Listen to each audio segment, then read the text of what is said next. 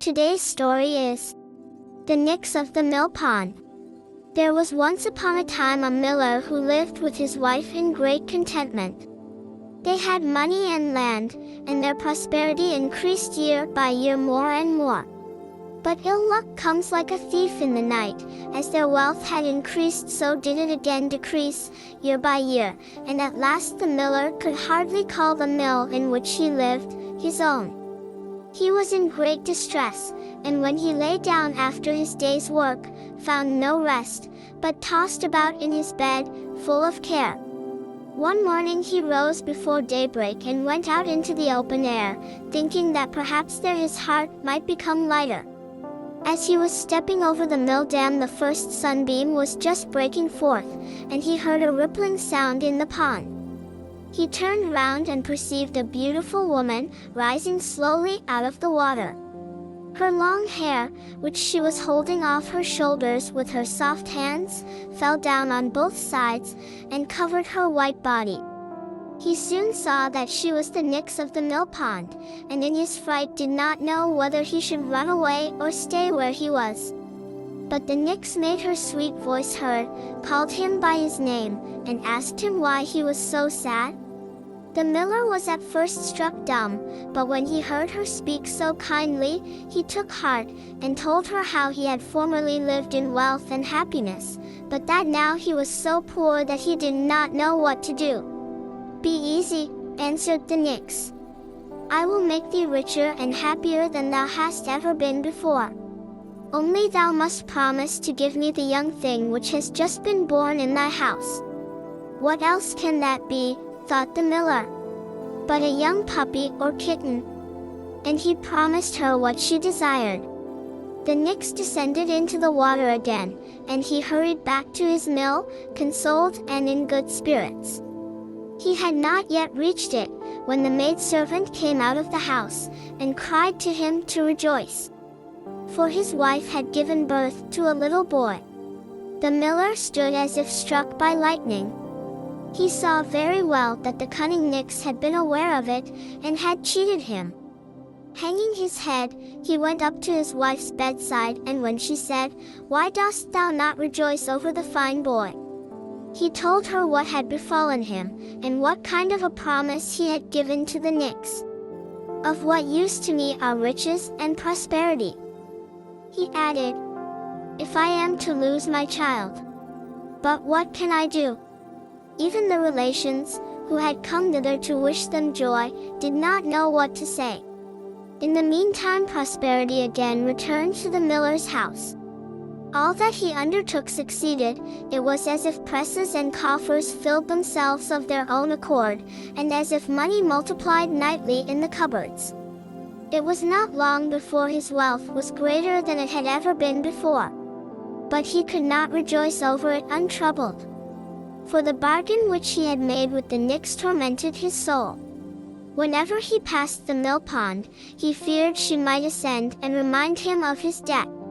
He never let the boy himself go near the water. "Beware," he said to him. "If thou dost but touch the water, a hand will rise, seize thee, and draw thee down." But as year after year went by and the Nix did not show herself again, the miller began to feel at ease. The boy grew up to be a youth and was apprenticed to a huntsman. When he had learnt everything, and had become an excellent huntsman, the lord of the village took him into his service. In the village lived a beautiful and true-hearted maiden, who pleased the huntsman, and when his master perceived that, he gave him a little house. The two were married, lived peacefully and happily, and loved each other with all their hearts. One day the huntsman was chasing a roe, and when the animal turned aside from the forest into the open country, he pursued it and at last shot it. He did not notice that he was now in the neighborhood of the dangerous mill-pond, and went, after he had disemboweled the stag, to the water, in order to wash his blood-stained hands. Scarcely, however, had he dipped them in than the Nix ascended, smilingly wound her dripping arms around him, and drew him quickly down under the waves, which closed over him.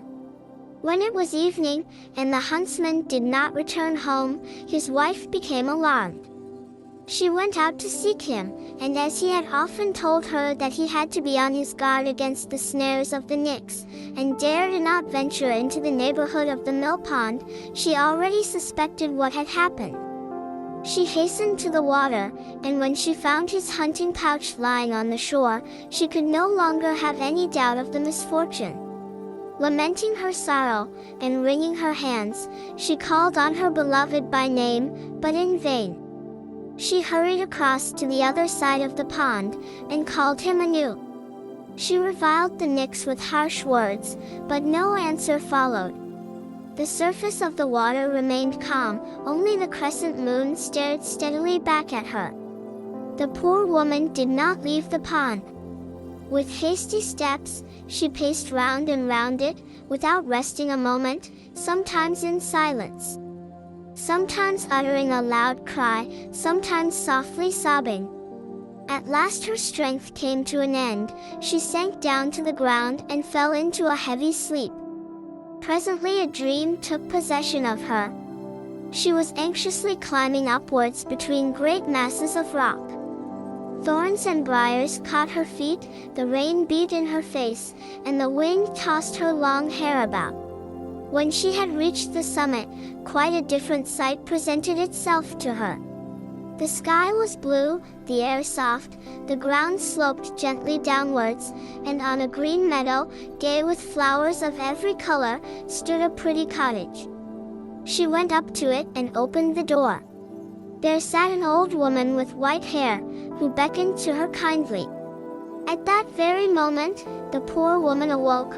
Day had already dawned, and she at once resolved to act in accordance with her dream. She laboriously climbed the mountain. Everything was exactly as she had seen it in the night. The old woman received her kindly, and pointed out a chair on which she might sit. "Thou must have met with a misfortune," she said, "since thou hast sought out my lonely cottage." With tears, the woman related what had befallen her. "Be comforted," said the old woman. "I will help thee. Here is a golden comb for thee. Tarry till the full moon has risen. Then go to the mill-pond, seat thyself on the shore, and comb thy long black hair with this comb. When thou hast done, lay it down on the bank, and thou wilt see what will happen." The woman returned home, but the time till the full moon came passed slowly. At last the shining disk appeared in the heavens.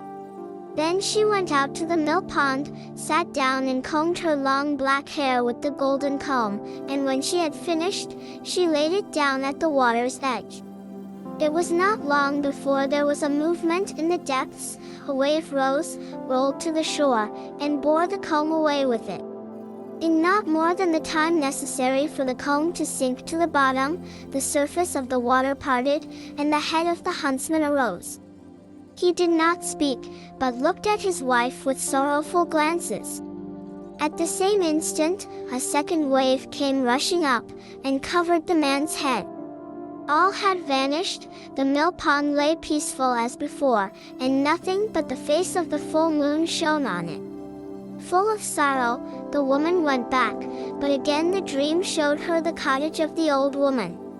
Next morning she again set out and complained of her woes to the wise woman. The old woman gave her a golden flute, and said, "Tarry till the full moon comes again, then take this flute. Play a beautiful air on it, and when thou hast finished, lay it on the sand. Then thou wilt see what will happen." The wife did as the old woman told her. No sooner was the flute lying on the sand than there was a stirring in the depths, and a wave rushed up and bore the flute away with it. Immediately afterwards the water parted, and not only the head of the man, but half of his body also arose. He stretched out his arms longingly towards her, but a second wave came up, covered him, and drew him down again.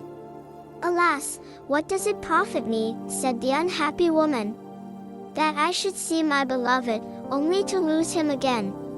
Despair filled her heart anew, but the dream led her a third time to the house of the old woman.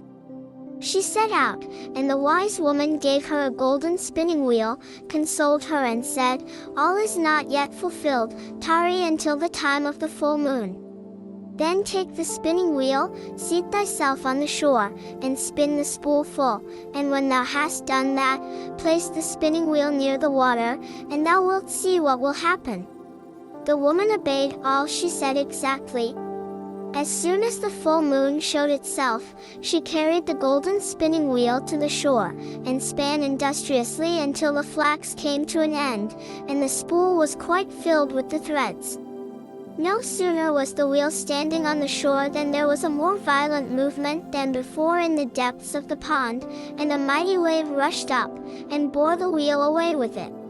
Immediately the head and the whole body of the man rose into the air, in a waterspout. He quickly sprang to the shore, caught his wife by the hand and fled. But they had scarcely gone a very little distance, when the whole pond rose with a frightful roar, and streamed out over the open country. The fugitives already saw death before their eyes, when the woman in her terror implored the help of the old woman, and in an instant they were transformed, she into a toad, he into a frog. The flood which had overtaken them could not destroy them, but it tore them apart and carried them far away. When the water had dispersed and they both touched dry land again, they regained their human form, but neither knew where the other was. They found themselves among strange people, who did not know their native land. High mountains and deep valleys lay between them. In order to keep themselves alive, they were both obliged to tend sheep. For many long years they drove their flocks through field and forest and were full of sorrow and longing. When spring had once more broken forth on the earth, they both went out one day with their flocks, and as chance would have it, they drew near each other. They met in a valley, but did not recognize each other. Yet they rejoiced that they were no longer so lonely.